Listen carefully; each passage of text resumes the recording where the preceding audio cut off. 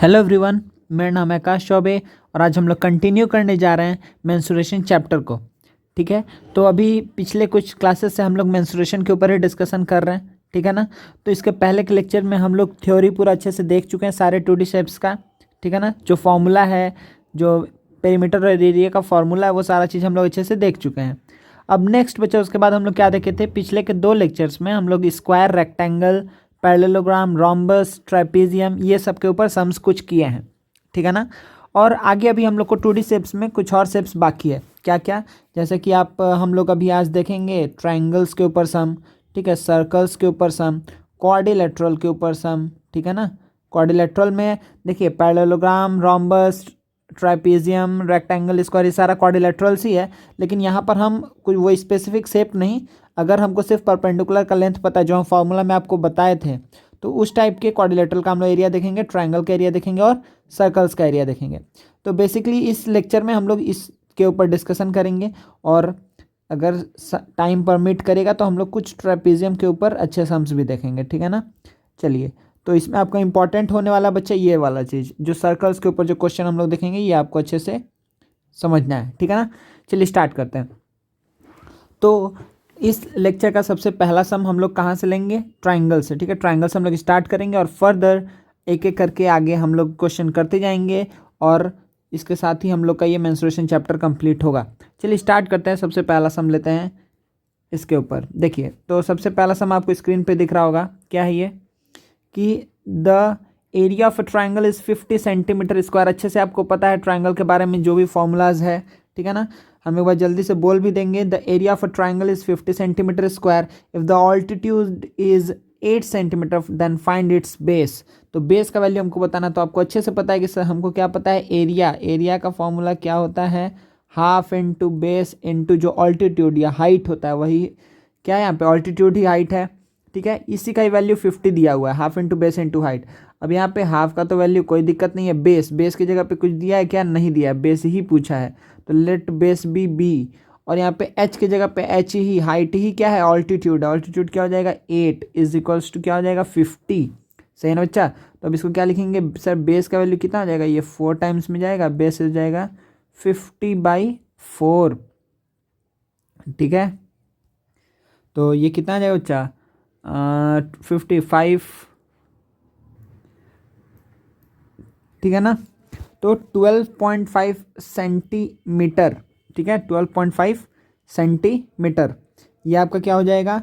Base. ठीक है ना। यूनिट भी अच्छे से ध्यान में रखना है, कोई दिक्कत नहीं है। बहुत आसान सा क्वेश्चन था, सिर्फ फॉर्मूला में पुट कर दिया। नेक्स्ट क्वेश्चन देखते हैं हम लोग। देखिए नेक्स्ट क्वेश्चन क्या बोल रहा है? The area of a triangle whose base and the corresponding altitude are 15 centimetre and 7 centimetre. Okay, तो ध्यान दीजिए। सबसे पहले हम लोग इसका डायग्राम बना लेते हैं। क्या बोल रहा है? एक the area of a triangle whose base and corresponding altitude. तो एक ऐसा ट्रायंगल जिसका, एक ऐसे ट्रायंगल का एरिया जिसका बेस और इस बेस के करस्पॉन्डिंग जो ऑल्टीट्यूड है, वो दोनों का लेंथ आपको दिया हुआ, वो क्या क्या है? बेस कितना दिया हुआ बच्चा? बेस दिया हुआ यहाँ पे 15 सेंटीमीटर। ओके, और यहाँ पे हाइट कितना दिया हुआ है? 7 centimetre. Very good. Is equals to, क्या इक्वल टू? इज इक्वल, क्या equal? The area of a triangle whose base and corresponding altitude are 15 centimetre and 7 centimetre is equals to. तो इसका जो एरिया है, ये इक्वल है किसके? The area of right triangle, ये एक राइट ट्रायंगल के एरिया के बराबर है। Whose one of the sides containing the right angle is. अब देखिए, one of the sides containing the right angle, तो राइट एंगल को कौन कौन सा साइड कंटेन कर रहा है? राइट एंगल बना है ये साइड और ये साइड से मिल करके। तो जो क्या बोल रहा है कि राइट एंगल जिस 2 साइड से बना है, उसमें का एक साइड का लेंथ कितना है? दिया हुआ है। क्या है वो? Area of the right triangle whose one of the sides containing the right angle is 10.5। एक क्या है? 10.5 है। सही है। तो क्या बोल रहा? Find the other side of this triangle. तो मान लेते हैं इसका ट्रायंगल का अदर साइड क्या है? एक्स है। और क्या एक हमको चीज़ यहाँ पे डेटा पता है कि सर इन दोनों का एरिया इक्वल है। क्या इक्वल है? एरिया इक्वल है। चलिए, तो एरिया को इक्वल कर देते हैं। तो यहाँ पे हम क्या बोलेंगे सर? इसका एरिया पे हम क्या लिखेंगे कि half into base into height is equals to इसका भी एरिया क्या हो जाएगा, half into base into height, कोई प्रॉब्लम नहीं है, हाफ और हाफ कट गया, यहाँ से क्या बचेगा 15 × 7/105 × 10, ठीक है ना। हम डेसिमल हट के लिए किए हैं ऊपर 10, कोई दिक्कत नहीं होना चाहिए इसमें आप लोग को। चलिए तो 7 × 1 = 6, तो डायरेक्टली चल जाता, पूरा ही कट जाता, ठीक है, हम लाइन बैक कर दे रहे हैं। तो 7 × 1 = 7, 7 × 5 = 35, 15 15 कैंसिल हो गया, तो x इज इक्वल्स टू कितना आया 10, x का वैल्यू कितना आया बच्चा 10 आया। x का वैल्यू 10 आने का मतलब क्या हो गया कि सर जिस राइट एंगल ट्रायंगल के बारे में आप बात कर रहे थे, जिसका एरिया किसके बराबर था, इस वाले ट्रायंगल के एरिया का बराबर था, उसका जो दो साइड जिससे मिलकर के राइट एंगल बना हुआ था, उस दोनों में से अगर एक साइड 10.5 है तो दूसरा कितना होगा 10 होगा, दूसरा कितना होगा 10 होगा, तो 10 सेंटीमीटर यूनिट लिख दीजिएगा, यही आपका क्या हो जाएगा आंसर। कोई प्रॉब्लम नहीं है, ठीक है ना जी, कोई प्रॉब्लम नहीं आई थिंक। चलिए तो ये आपका हो गया सॉल्यूशन, दिख रहा है अच्छे से, दिख रहा है ना बच्चा, ठीक है। तो 10 सेंटीमीटर इज द आंसर। चलिए नेक्स्ट क्वेश्चन लेते हैं हम लोग। क्या बोल रहा है, rectangular field is 48 metre long and 20 metre wide, ठीक है, अच्छे से क्वेश्चन दिख रहा होगा। हम इस तरीके से करते हैं कि आपको क्वेश्चन अच्छे से पूरा दिखाई दे, आप पॉज हमेशा आपको करवाना है वीडियो को, आपको खुद से सॉल्व करना है, फिर आगे बढ़ना है। चलिए तो स्टार्ट करते हैं हम लोग, सम्स पढ़ना पहले। क्या है, रेक्टेंगुलर फील्ड है, तो rectangular field is 48 meter long and 20 meter wide. Very good. How many right triangular flower beds, right triangular flower beds whose side containing the right angle, again दिया हुआ है क्या क्या 12 and 5 can be laid in this field. तो आप पहले ये बात समझिए कि बात कुछ ऐसा है कि एक रेक्टेंगुलर फील्ड है, सही है, एक ऐसे रेक्टेंगुलर फील्ड है, और इसमें क्या राइट एंगल ट्रायंगल के शेप में हम लोग ऐसे, हो सकता है ये हो गया, ये दूसरा राइट एंगल ट्रायंगल, तीसरा राइट एंगल ट्रायंगल, चौथा right angle triangle, fifth right angle triangle, ऐसे ऐसे करके हम लोग क्या फ्लावर इसमें ये बैठाते जा रहे हैं। क्या बैठा रहे बच्चा, देखिए ये right angle triangle, right angle triangle, मतलब ऐसे करके सपोज करिए बहुत सारा। देखिए आपको पता है ना कि एक जो छोटा वाला रेक्टेंगल है, इसको हम क्या करते हैं, दो ट्रायंगल में बांट सकते हैं, बांट सकते हैं ना, दो राइट एंगल ट्रायंगल में। तो वैसे ही आप सपोज कर लीजिए कि सपोज करिए सर ये मेरा पूरा रेक्टेंगल्स हो जाएगा, तो एक डायगोनल ड्रॉ कर दीजिए, देखिए दो राइट एंगल ट्रायंगल में ये बढ़ता जाएगा। तो ये बस हम सोचने के लिए बता रहे हैं कि कैसे इसमें फिट किया गया होगा। चलिए तो अब हमको क्या बोल रहे हैं यहाँ पर, और इसी तरीके से हमको क्या करना है, इसको पूरे को फिल कर लेना है, ये पूरा ऐसे ही फिल हो जाएगा, किससे, ट्रायंगल राइट ट्रायंगुलर बेड्स से, ये क्या हो जाएगा राइट ट्रायंगुलर क्या था यहाँ पे फ्लावर बेड से, ये क्या हो जाएगा पूरा का पूरा रेक्टेंगल कवर अप हो जाएगा। तो क्या बोल रहा है यहाँ पर कि कितना ऐसा लगेगा ना बच्चा, पूछा क्या है यहाँ पे, how many right triangular flower beds, कितना राइट ट्रायंगुलर फ्लावर बेड्स लगेगा। तो let n right triangular flower beds लगेगा, right triangular flower beds, let हम क्या बोल रहे हैं, let n number of right triangular flower beds is required to what, to cover up this rectangular field, ठीक है ना, this rectangular field। चलिए तो अब आगे बढ़ते हैं सॉल्यूशन के साथ हम लोग। अच्छा तो आपको क्या पता है कि अगर n फ्लावर बेड्स, मतलब कि n के से n यूज़ करेंगे, n number of right triangular flower beds को यूज़ करेंगे तो पूरा रेक्टेंगल का एरिया कवर अप हो जाएगा, ये आपको पता है, ठीक है। तो इसका मतलब n into area of what, जो फ्लावर बेड्स है, राइट ट्रायंगुलर फ्लावर बेड्स, ठीक है, इसको हम थोड़ा सिंबल वाइज बना दे रहे हैं कि जो राइट ट्रायंगुलर फ्लावर बेड्स है इज इक्वल्स टू क्या होगा, जो रेक्टेंगल का एरिया होगा, इज इक्वल्स टू क्या हो जाएगा, जो रेक्टेंगल का एरिया हो जाएगा, सही है ना बच्चा, सही है ना, इक्वल्स टू क्या हो जाएगा, जो रेक्टेंगल का एरिया हो जाएगा।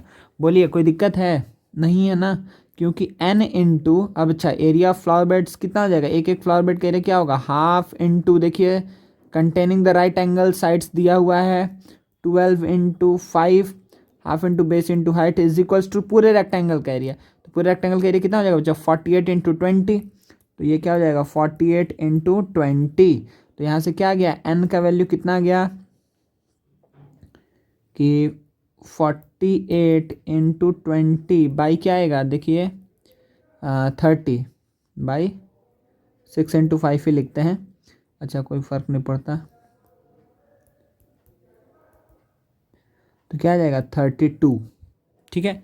मतलब आपको ये पता चला कि अच्छा sir 32 n is equals to 32, मतलब कि 32 right triangular flower beds are required for what? To cover up this rectangular field having dimension 48 meter of length and 20 meter wide. ठीक है, चलिए आगे बढ़ते हैं। मेरे ख्याल से आपको समझ में आ गया है। हम क्या किए हैं कि n, क्योंकि n राइट ट्रायंगुलर यहाँ पे यूज़ कर रहे हैं हम लोग, n right triangle flower beds को यूज़ कर रहे हैं, तो n right triangular flower beds का एरिया इक्वल्स टू क्या हो जाएगा, सबका अगर हम एरिया को मिला दें तो पूरा रेक्टेंगल का एरिया हो जाएगा। ठीक है ना, कोई दिक्कत नहीं। हम मान लिए कि ऐसा n पीसेस यूज़ हो रहा है, तो n पीसेस का area is equals to area of rectangle. यही करके हम आंसर निकाल लिए। चलिए नेक्स्ट क्वेश्चन देखते हैं। देखिए बच्चा, तो यहाँ पे क्या है, देखिए तो कि आपको दिख तो रहा है quadrilateral, ABCD is a quadrilateral, सही है ना, एबीसीडी इज अ क्वाड्रिलेटरल। अच्छा, वेरी गुड। अब इसके आगे देखिए, in which diagonal A C 84 D L is perpendicular to A C. ऐसा हम लोग फॉर्मूला डायरेक्ट आपको बताए थे कि डी एल अगर ए सी के परपेंडिकुलर है, बी एम अगर परपेंडिकुलर है ए सी के, अगर डी एल का वैल्यू कितना दिया हुआ है 16.5 है, डी एल का वैल्यू कितना बच्चा 16.5, बी एम का वैल्यू कितना है 12 है, तो क्या पूछा है कि एरिया ऑफ क्वाड्रिलेटरल एबीसीडी। और यहाँ पे आपको एक चीज़ डेटा दिया हुआ है, वो क्या कि ए सी का वैल्यू कितना है, ए सी का वैल्यू कितना है जी, ए सी का वैल्यू है 84 सेंटीमीटर। अच्छा, ये चीज़ हम आपको डिराइव करके भी बता सकते हैं या डायरेक्ट फार्मूला भी हम लोग जानते हैं। चलिए पहले डिराइव करके दिखाते हैं।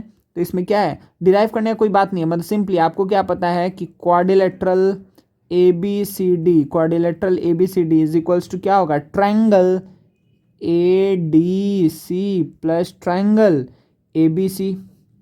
ए डी सी और ए बी सी को मिला करके क्या बनेगा, पूरा क्वाड्रिलेटरल बनेगा। बहुत बढ़िया। तो ए डी सी का एरिया कितना होगा, ए डी सी का एरिया कितना हो जाएगा, half into base into height 16.5। इसका एरिया क्या हो जाएगा, हाफ इंटू ए सी इंटू 12। कोई दिक्कत नहीं है। अब आपको दिख रहा है कि सर हाफ इंटू ए सी तो दोनों में ही कॉमन है, उसको निकाल लीजिए कॉमन। तो हाफ इंटू ए सी अगर कॉमन ले लेंगे तो मेरे पास क्या बचेगा 16.5 प्लस 12। मतलब बेसिकली ये आंसर कुछ ऐसा आने वाला है कि हाफ इंटू ए सी का वैल्यू कितना था 84 इंटू ये कितना हो जाएगा बच्चा 28.5 सही है। कोई दिक्कत नहीं, कोई दिक्कत नहीं होना चाहिए। ठीक है, तो ये कितना आ जाएगा 42। तो 42 इंटू 28.5 करना है हम लोग को। 42 इंटू 28.5 करेंगे तो मेरा आंसर क्या आ जाएगा 1197 सेंटीमीटर स्क्वायर, 1197 सेंटीमीटर स्क्वायर, सही है ना, कोई दिक्कत नहीं है। तो 1197 centimetre square is the area. आपको हमेशा क्या याद रखना है कि जब भी परपेंडिकुलर वाला लेंथ ऐसे आपको दिख रहा है तो आपका एरिया डायरेक्टली यहाँ से क्या होगा, यहाँ से डायरेक्टली एरिया क्या हो जाएगा, आप क्या बोलेंगे सर हाफ इनटू जो कॉमन डायगोनल है, मतलब जो कॉमन बेस है, तो हाफ इनटू ए सी और दोनों परपेंडिकुलर का एडिशन। तो दोनों परपेंडिकुलर का एडिशन कितना होगा D L plus M B. ठीक है, तो ये आपका क्या होगा टोटल एरिया, ये आपका हो जाएगा एरिया। ठीक है ना बच्चा, आसान सा क्वेश्चन था। चलिए आगे बढ़ते हैं, नेक्स्ट क्वेश्चन लेते हैं। ठीक है, दिख रहा सबको पूरा, हाँ वेरी गुड। चलिए आगे बढ़ते हैं। अच्छा, इसमें क्या बोला है कि A B C D is a rectangle. देखिए यहाँ पे शेडेड एरिया कौन सा है, पहले ए बी सी डी एक रेक्टेंगल है। ए बी सी डी आपको दिख रहा है कि एक रेक्टेंगल है विथ डायमेंशन 32 क्रॉस 18। ये 32 है, ये 18 है, very good. A D E is a triangle such that, A D E एक ऐसा ट्राइंगल है such that E F is perpendicular to A D, E F is perpendicular to A D, E F is 14, ये 14 दिया हुआ है, very good. Calculate the area of the shaded region, shaded region कौन सा है जो greyish colour में है, मतलब ये वाला रीजन क्या है आपका शेडेड रीजन है। ये क्या है शेडेड रीजन है,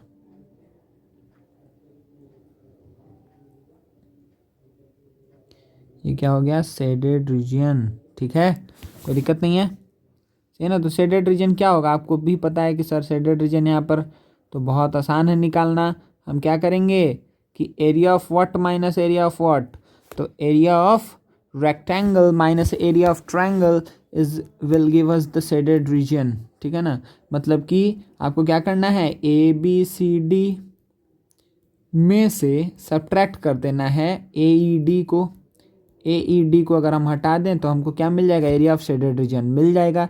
चलिए वही काम करते हैं। तो ए बी सी डी का एरिया कितना हो जाएगा, तो ए बी सी डी तो एक रेक्टेंगल है, बहुत आसानी से इसका एरिया निकल जाएगा लेंथ इंटू ब्रेड्थ करके। तो वो क्या हो जाएगा एरिया कि sir 32 into 18, 32 cross 18 will give us the area of rectangle. And to find the area of AD, what we need to do, half into base into height. The base is equals to the what, base is equals to the breadth of the rectangle. Okay, DA is equals to BC, DA is equals to CB. So ये भी कितना होगा 18, half into 18 into height. What will be the height, height is 14, height is 14. Okay, so यहाँ पे कितना आ जाएगा 9। तो ये कितना है बच्चा कि 32 इंटू 18 माइनस ये क्या हो जाएगा 126, सही है। कितना आ जाएगा 126। ओके, तो ये आ जाएगा 576 माइनस 126 यूनिट यूनिट यूनिट। अच्छा ठीक है, हर जगह बच्चा आप यहाँ क्या लिख लीजिएगा, इतना क्या होगा मीटर स्क्वायर, सब मीटर में ही है, कोई दिक्कत नहीं है। तो ये क्या हो जाएगा जल्दी से बता दीजिए। तो 576 minus 124, 450 metre square will be the answer, ठीक है। 450 metre square will be the answer. तो simply area of rectangle minus area of triangle करेंगे, हमको क्या मिल जाएगा, the area of shaded region, ठीक है। हम इस पूरे बड़े वाले रेक्टेंगल में से इस पोर्शन को हम यहाँ से डिलीट कर दिए, इतने पोर्शन को हम डिलीट कर दिए, डिलीट कर दिए बच्चा। तो क्या बचा है, इतने पोर्शन को हम कट करके निकाल दिए, ठीक है। चलिए, तो मेरा जो ये रीजन बचेगा यही मेरा क्या हो जाएगा, यही मेरा शेडेड रीजन है और यही मेरे को आंसर भी दे देगा। नेक्स्ट क्वेश्चन देखते हैं। A B C D is a rectangle of length A B, देखिए यहाँ पे दिया हुआ है ए बी का लेंथ कितना है, ए बी का लेंथ कितना है बच्चा, एक मिनट, हाँ ए बी का लेंथ कितना है, देखिए A B C D P Q R S ऐसे दिया हुआ है। तो A B C D is rectangle of length A B 40, तो ये दिया हुआ है 40, ब्रेड्थ बी सी कितना है 25। If P Q R S be the mid points of the sides, P Q R S ये क्या मिड पॉइंट्स है of the sides A B B C C D D है। Area of shaded region आपको यहाँ पर निकालना है। Area of shaded region means आपको यहाँ पे क्या निकालना है, ये सारा एरिया निकालना है, ये एरिया, ये एरिया, ये एरिया, सिमिलरली ये, मतलब ये जो चारों ट्रायंगल दिख रहा है ना आपको कॉर्नर में, तो आप सबसे पहले क्या बात बोलेंगे कि sir A B C D is a rectangle. A B C D क्या है, रेक्टेंगल है, बहुत बढ़िया। तो अगर रेक्टेंगल है तो जी यहाँ पर 90 है, ये 90 है, ये 90 है और ये 90 है। और आपको बोल दिया कि ये क्या है, मिड पॉइंट्स है, P Q R R mid points. तो कुछ बचा ही नहीं सर अब हमारे लिए करने के लिए, क्यों, क्योंकि अगर मिड पॉइंट्स है तो ये 20, ये भी 20, ये 12.5, ये 12.5, ये 20, ये भी 20, ये 12.5, ये भी 12.5, सही है ना जी। तो अब आपको क्या पता है कि सर इसमें से जो एक ट्रायंगल है इसका एरिया क्या होगा, जल्दी से बता दीजिए। तो जैसे हम ले रहे हैं, सपोज करिए पी क्यू बी, इसको ले रहे हैं, ठीक है ना, पी क्यू बी दिख रहा है आपको, तो पी क्यू बी को हम ले रहे हैं, सही है। तो पी क्यू बी का एरिया क्या होगा, पी क्यू बी का एरिया क्या होगा, पी क्यू बी का एरिया क्या होगा। तो ट्रायंगल पी क्यू बी का एरिया कितना होगा, तो हाफ इंटू 20 इंटू 12.5। ओहो एक मिनट बच्चा,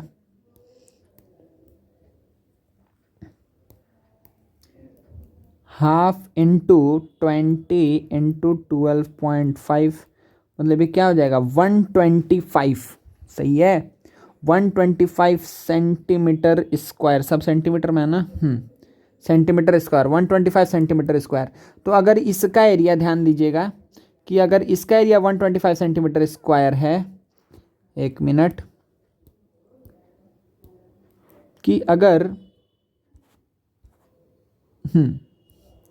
इसका एरिया अगर 125 सेंटीमीटर स्क्वायर है तो इसका भी एरिया कितना होगा 125 सेंटीमीटर स्क्वायर, इसका भी एरिया कितना होगा 125 सेंटीमीटर स्क्वायर, इसका भी एरिया कितना होगा 125 सेंटीमीटर स्क्वायर। और आपको अगर एरिया ऑफ शेडेड रीजन चाहिए, एरिया ऑफ शेडेड रीजन चाहिए, ओ बाबा ये तो डायरेक्टली ऐसे ही निकल गया जी, ये क्या हो जाएगा, इसमें तो कुछ करना ही नहीं था, यही तो निकालना, इन चारों का एडिशन ही तो निकालना था। तो 125 into 4 will give us the area of shaded region, ठीक है। तो 125 ऐसा 4 एरिया है, तो 500 centimetre square will give us the area of shaded region, ठीक है। कोई दिक्कत है? अगर आप बोलेंगे सर क्या इसका और तरीका है करने का, हाँ जरूर, बहुत तरीका है। ये तो हम क्या किए कि चारों का अलग अलग से एरिया निकाल करके ऐड कर दिए, ठीक है, ये हम यहाँ पर ये काम किए। आपको मन है कि नहीं सर अगर कुछ और भी तो किया जा सकता है, तो आप बोले, हम बोलेंगे हाँ ज़रूर किया जा सकता है। आप कुछ कीजिए, जैसे कुछ में से कुछ सब्ट्रैक्ट करके ऐसे करके कुछ निकाल सकते हैं क्या। तो देखिए हम एक बार वैसे ही बताने की कोशिश करते हैं आपको कि बच्चा हम यहाँ पे और क्या काम कर सकते हैं कि हम अगर इसको ज्वाइन कर दें, देखिए तो अगर इसको हम ज्वाइन कर दें तो क्या ये भी मिड पॉइंट था, ये भी मिड पॉइंट था ना, हाँ। तो देखिए ये आपको क्या मिल गया कि ये एक रेक्टेंगल है, ऊपर नीचे दोनों रेक्टेंगल है, सही है। अब बताइए आप ये कितना है 12.5 है, 12.5 है, 12.5 है, 12.5 है, 20 है, 20 है, 20 है, 20 है। अब बताइए अगर हम इसको ज्वाइन करें तो क्या यहाँ पर भी सेम केस आने वाला है कि ये कितना है 12.5 है, ये कितना है 12.5 है, सही है। अच्छा तो ये टोटल लेंथ आपको अगेन कितना है 20 ही है, सही है। अच्छा तो अब बताइए कि क्या आप इसको अब ऐसे बोल सकते हैं कि सर इस पूरे इस रेक्टेंगल में से इस ट्रायंगल के एरिया को सब्ट्रैक्ट कर देंगे तो ये दोनों मिल जाएगा, फिर इस रेक्टेंगल में से इस ट्रायंगल के एरिया को सब्ट्रैक्ट कर देंगे तो फिर ये दोनों मिल जाएगा, तो हमको चारों एरिया मिलेगा। तो आपको जैसे घुमा के करना कीजिए, कोई से फ़र्क नहीं पड़ता है। अब आप चार ये स्क्वायर ले लीजिए, सॉरी स्क्वायर नहीं आएगा, ये चारों रेक्टेंगल, चारों रेक्टेंगल में से एक एक ट्रायंगल सब्ट्रैक्ट करिए, ये रेक्टेंगल में से ये ट्रायंगल सब्ट्रैक्ट करिए, ये रेक्टेंगल में से ये ट्रायंगल सब्ट्रैक्ट करिए, ये रेक्टेंगल में से ये ट्रायंगल सब्ट्रैक्ट कीजिए। तो अब तरीका बहुत सारा, आप जो भी यूज़ करें, बस आसान वाला चीज़ रहने से क्या होगा कि आपका टाइम भी सेव होगा, और एग्ज़ाम में क्या है कि आप जितना कम कम्प्लेक्सिटी पे जाए उतना अधिक अच्छा है, ठीक है। चलिए नेक्स्ट क्वेश्चन में आगे बढ़ते हैं। क्या बोल रहा है, the area of figure formed by the sides of side. अच्छा देखिए पहले यहाँ पे लिख दे रहा है हम डेटा, उसके बाद से जूम करते हैं। देखिए तो यहाँ पे क्या बोल रहा है, find the area of figure formed by square, okay, of side 8 centimetre. ये स्क्वायर का साइड कितना है 8 centimetre, 8 centimetre, very good. Formed by square of side 8 centimetre and an isosceles triangle with base as one of the one side of the square. तो इसका तो base आपको पता चल गया, जो आइसोसेलेस ट्रायंगल ऊपर में दिख रहा है AEB, उसमें जो स्क्वायर का बेस है वो आपको पता चल गया है। और क्या बोल रहा है, with base as one of sides of the square and perimeter as 18, मतलब कि यहाँ पे आपको AEB का पेरीमीटर दिया हुआ है 18, मतलब कि AE plus EB plus AB इसका वैल्यू दिया हुआ है 18, वेरी गुड। तो आपको यहाँ से ये पता चल गया कि सर ये 5 है और ये 5 है, ये 5 है और ये 5 है। अब आपको पूरे का एरिया बताना है, ठीक है, तभी तो 18 होगा ना, 5 5 10 प्लस 8 18 हो जाएगा, कोई दिक्कत नहीं है, सही ना बच्चा। तो अब ये क्या बन चुका है कि अच्छा सर ये आइसोसेलेस ट्रायंगल बन चुका है, कोई दिक्कत नहीं है। अच्छा तो अब इसका एरिया कैसे निकालेंगे, तो देखिए तो आप पहला काम तो ये करेंगे, क्या करेंगे पहला काम, तो स्क्वायर का एरिया तो बच्चा आप आंख बंद करके बोल देंगे सर ये 8 का होल स्क्वायर, मतलब ये 64 है, कोई दिक्कत नहीं है। मेन हमको आइसोसेलेस ट्रायंगल का एरिया निकालना है, तो आइसोसेलेस ट्रायंगल के एरिया के लिए ध्यान दीजिए, तो क्या हम बोल सकते हैं कि सर अगर हम यहाँ से परपेंडिकुलर ड्रॉ करेंगे, ये तो 5 है, वेरी गुड, ये तो 4 4 में डिवाइड हो जाएगा, वेरी गुड। तो ये कितना आएगा 3 आएगा, क्योंकि 3 4 5 पाइथागोरियन ट्रिपलेट, आप पाइथागोरस थ्योरम यूज़ करके निकाल लीजिए। इसको नाम आप दे दीजिए M, और फिर क्या कर दिए EM का वैल्यू कितना हो जाएगा, EM का वैल्यू हो जाएगा 3, बोलिए, कोई दिक्कत नहीं, ठीक है ना। तो अब चलिए, अब टोटल एरिया निकालना तो अब बच्चों का खेल बन चुका है हमारे लिए कि अच्छा सर क्या करना है कि half into base into height isosceles triangle का एरिया निकाल लेंगे। तो half into 8 into 3 isosceles triangle का एरिया प्लस 64 स्क्वायर का एरिया, तो क्या हो जाएगा 12 plus 64 76 centimetre square will give us the area of this shape, ठीक है ना। ये कितना आ जाएगा 76 सेंटीमीटर स्क्वायर। कोई दिक्कत नहीं है ना, कोई दिक्कत नहीं है, ठीक है। आगे बढ़ सकते हैं, नेक्स्ट क्वेश्चन लेते हैं। क्या बोल रहा है, calculate the area of quadrilateral field ABCD as shown in figure by dividing it into a rectangle and a triangle. ये तो बोलने का जरूरत ही नहीं था। अच्छा ठीक है, इसमें हम दो तरीका और बता देंगे। देखिए यहाँ पे तो इसमें क्या है कि अच्छा एक तरीका से आपको बोल दिया है पहले ही कि अच्छा इसको रेक्टेंगल और ट्रायंगल में डिवाइड करके कीजिए। चलिए, तो यहाँ पे हम एक रेक्टेंगल में डिवाइड कर लिए हैं, ठीक है, और यहाँ पे एक ट्रायंगल में भी डिवाइड हो गया, मतलब कि एक रेक्टेंगल में और एक राइट एंगल ट्रायंगल में डिवाइड हो गया। तो अगर ये 30 है तो ये भी कितना होगा 30 होगा। ये टोटल कितना था 50 था, जिसमें से इतना दूर 25 है, तो ये कितना हो जाएगा 25 हो जाएगा, कोई दिक्कत नहीं है, ठीक है। तो रेक्टेंगल का एरिया कितना हो जाएगा, रेक्टेंगल का एरिया कितना हो जाएगा, ओहो सॉरी, यहाँ रेक्टेंगल का एरिया कितना आ गया बच्चा, रेक्टेंगल का एरिया आ गया 25 into 30. 25 into 30 will give us the area of rectangle. Now the area of triangle will be half into base. Base is what? 25. What is the base? Base is 25. Half into base into height. Height will be 30. Height देखिए ये height है 30 है, सही है ना जी। चलिए, तो मेरे ख्याल से आपको क्लियर है। तो इन दोनों को बस ऐड कर देना है और आपको क्या मिल जाएगा, यहाँ पर एरिया ऑफ शेडेड रीजन मिल जाएगा। तो ये वैल्यू तो कितना आ जाएगा 750 centimetre square, sorry metre square. कहीं हम सेंटीमीटर नहीं लिखा है ना, नहीं कहीं लिखे ही नहीं है। तो आपको यहाँ पे यूनिट का ध्यान रखना अच्छे से, क्या लिखना है, इतना क्या हो जाएगा मीटर स्क्वायर, 750 मीटर स्क्वायर। और इसका वैल्यू कितना हो जाएगा 250 प्लस सॉरी नहीं ठीक है, तो 25 इंटू 5 125, 250 है तो ये 375 आ जाएगा, ये आ जाएगा 375 metre square. Now the area of this whole shape, area of this whole shape will what, यहाँ पे क्या होगा टोटल इन दोनों को ऐड कर देना है, तो 750 प्लस 375 ये कितना आ जाएगा 5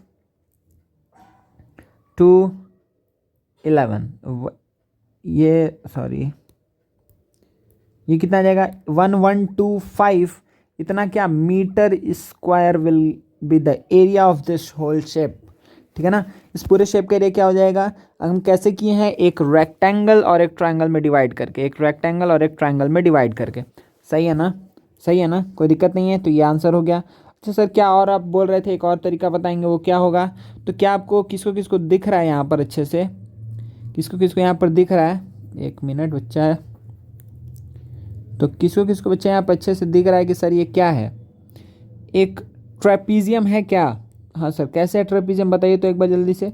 सर क्योंकि यहाँ पे एक ही लाइन के ऊपर दो परपेंडिकुलर्स है, एक ही लाइन के ऊपर दो परपेंडिकुलर्स है, तो हम क्या बात बोल सकते हैं कि सर ये और ये क्या है पैरेलल है, ये दोनों क्या है पैरेलल है। तो हम डायरेक्टली बोल सकते हैं कि सर इसका एरिया क्या होगा half into sum of parallel sides into height. तो इसका मतलब क्या होगा half into sum of parallel sides, तो मतलब क्या होगा 50 प्लस 25 इंटू हाइट, हाइट बोले तो हाइट हो जाएगा 30 हाइट मतलब क्या होता है डिस्टेंस बिटवीन पैरेलल साइड्स। तो using the formula of trapezium we can also find the value the area of this figure, okay. तो यहाँ पे सम ऑफ पैरेलल साइड्स में हम क्या लिखेंगे AD plus BC, AD plus BC, okay. So यहाँ पे कितना आ गया बच्चा कि हाफ इंटू 75 इंटू 30 या फिर 75 इंटू 15, और अगेन आपको एरिया क्या मिल जाएगा 1125, ठीक है। तो जो मेरा पहले का एरिया आया था वही मेरा क्या हो जाएगा यहाँ पर एरिया हो जाएगा। तो मेरे ख्याल से कोई प्रॉब्लम नहीं है, ठीक ठीक है। तो आप ट्रेपेजियम का फॉर्मूला से भी निकाल सकते थे या रेक्टेंगल और ट्रायंगल में डिवाइड करके भी आप निकाल सकते थे, ठीक है। तो ये आपका हो गया सॉल्यूशन। नेक्स्ट क्वेश्चन में आगे बढ़ते हैं। क्या बोल रहा है, the base of a triangular field is 3 times it's altitude. Okay, तो क्या बोल रहा है कि base of a triangular field, एक ट्रायंगुलर फील्ड है जिसका बेस क्या है, 3 टाइम्स है ऑल्टीट्यूड का। तो अगर ऑल्टीट्यूड को x ले ले तो ये कितना है, 3x है।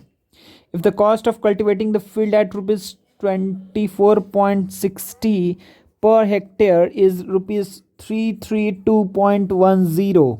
तो अब आपको यहाँ पे एक चीज़ दिख रहा होगा कि सर यहाँ पर ये सब चीज़ तो ठीक है, लेकिन ये जो आ रहा है हेक्टेयर, इसका क्या किया जाए। तो हम आपको बोलेंगे बाबू 2 पड़क मारेंगे। क्यों? क्योंकि हम लोग बहुत अच्छे से क्या देख चुके हैं, यूनिट कन्वर्जन देख चुके हैं ना, तो बहुत अच्छे से यूनिट कन्वर्जन देख चुके हैं।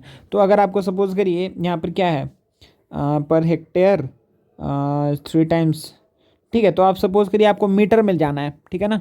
और सपोज करिए आपको मीटर के यूनिट में लेके चलना है, तो आपको ये बात पता है पहले से कि sir 1 hectare is equals to, हम क्या जानते हैं कि 10,000 मीटर स्क्वायर होगा, 10,000 मीटर स्क्वायर। जिसको याद नहीं है वो जा करके प्लीज़ आप क्या देख लेंगे, जो फॉर्मूला जहाँ पे हम लोग यूनिट कन्वर्जन सारा देखे थे, वो पहला या दूसरा लेक्चर में ही हम बताए थे, ठीक है ना। उसको अच्छे से देखिएगा। अब चीज़ आपको लग रहा होगा कि नहीं सर अब तो ठीक है, कोई दिक्कत का बात नहीं है। तो इसका एरिया कितना हो जाएगा इस डेटा के अकॉर्डिंग, तो half into base into height, तो कितना हो जाएगा 3x² / 2। This will be the area of this triangle. अच्छा, लेकिन रेट के हिसाब से भी तो हम एरिया निकाल सकते हैं, ठीक है। कि बोल रहा है कितना हेक्टेयर एरिया होगा, पहले ये निकाल लेते हैं, ठीक है। तो आपको क्या पता है, देखिए यूनिटरी मेथड यूज़ करेंगे, ठीक है।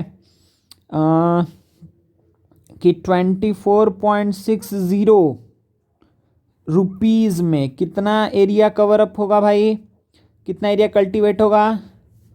कल्टिवेटिंग द फील्ड का कॉस्ट है 24.60 पर हेक्टेयर, मतलब 1 हेक्टेयर का, 1 हेक्टेयर का इतना कॉस्ट है। बहुत बढ़िया। अब क्या बोल रहा है कि तो 1 रुपया में कितना हेक्टेयर एरिया कवर अप होगा भाई, तो 1/24.60 इतना हेक्टेयर। अच्छा, तो फिर 332.10 में कितना एरिया, तो 1/24.60 इंटू 332.10 इतना हेक्टेयर। तो ये अप्रॉक्स कितना आएगा, 1 मिनट निकालते हैं इसको। ये आपका आएगा 13.5 हेक्टेयर्स। Okay, 13.5 hectares. क्या अब हम इसको किस में कन्वर्ट कर लें, मीटर स्क्वायर में कन्वर्ट कर लें। तो हाँ सर, मीटर स्क्वायर में तो इसको ही हम क्या लिख सकते हैं, 10,000 से मल्टीप्लाई करिए तो 135, 4 जीरो था ना तो 3 जीरो बचा है, 13530 इतना मीटर स्क्वायर, ठीक है। तो एरिया ऑफ द फील्ड आपको पता चल गया कि सर कितना है, area of the field 135,000 metre square. कोई दिक्कत नहीं है। चलिए, अब अकॉर्डिंग टू प्रॉब्लम हमको ये बात अच्छे से पता है कि जो यही एरिया ही तो ये एरिया है, तो इन दोनों को इक्वेट कर दीजिए। तो 3x² / 2 इज इक्वल्स टू 135,000।